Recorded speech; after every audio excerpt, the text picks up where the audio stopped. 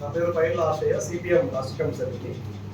ఈరోజు మంచిర్యాల జిల్లాలో ఒకట రైతాంగం వారు పండించినటువంటి పంటకు సంబంధించి ఐకేపీ కేంద్రాల వద్ద ధాన్యం రాసులుగా ఇలా మన జిల్లాలో ఎక్కడ చూసినా రైతులు ఇలా మొత్తం కళ్ళాల వద్దే ఉన్నటువంటి పరిస్థితి. ఇటీవల అకాల వర్షాలు పెద్ద ఎత్తున రావడంతో మొత్తం ఆ వడ్లన్నీ కూడా తడిచిపోయి, అదేవిధంగా గోర సంచులు లేక, పట్టాలు లేక ఇలా మొత్తం కూడా ధాన్యం అంతా కూడా తడిచిపోతా ఉంది.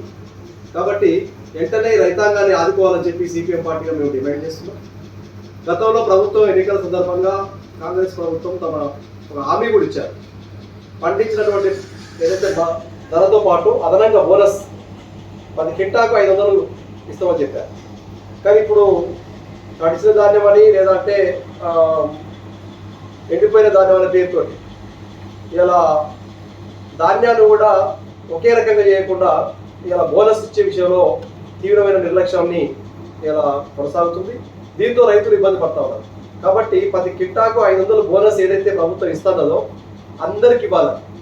ఏ సన్నోట్లకైనా ఇవ్వాలి, దొడ్డోట్లకి ఇవ్వాలి.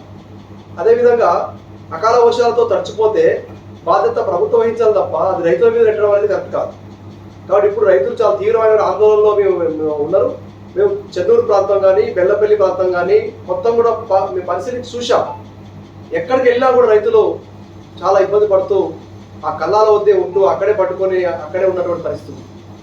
ఎప్పుడు ఏ టైంలో ఎంత భారీ వర్షం వస్తుందో కూడా తెలియని పరిస్థితి.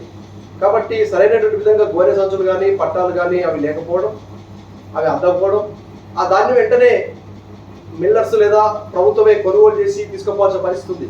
కానీ తీసుకుపోకపోవడం వల్ల అట్లనే ఉంచి ఇలా పండించినటువంటి రైతుకు చాలా ఇబ్బంది కలిగించే విధంగా చూస్తూ ఉన్నారు. కాబట్టి బోనస్ ఇవ్వాలి, ఆ మొత్తం 10 గింజలు కొనాలి. అదేవిధంగా అన్ని రకాల వడ్లకు బోనస్ వర్తింపజేయాలని చెప్పి సిపిఎం పార్టీ కోరుతుంది. వెంటనే ఈ ధాన్యాన్ని కొనుగోలు చేసి రైతులు ఆదుకోవాలని చెప్పి సిపిఎంగా మేము డిమాండ్ చేస్తున్నాం.